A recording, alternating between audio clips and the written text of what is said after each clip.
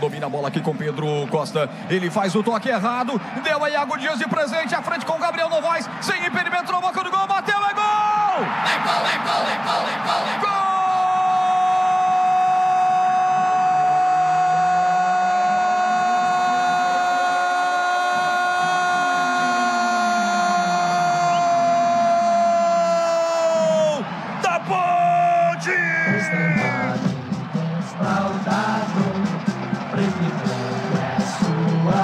Gabriel Novaes, camisa 35, pra mostrar o seu valor. Gabriel Novaes, o capitão Ponte Pretano.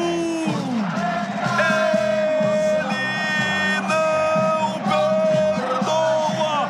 Gabriel Novaes marca pra Ponte Preta. Fatal, letal, fatal, fatal demais. Ele não perdoa, ele faz. É lançado na marca de 9 minutos por Iago Dias. Depois uma saída errada de Pedro Costa.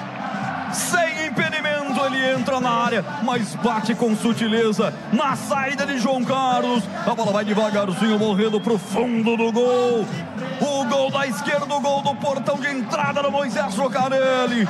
1 para Ponte Preta, 0 para o Botafogo. O que vale é o detalhe. Conta aí, Catarino.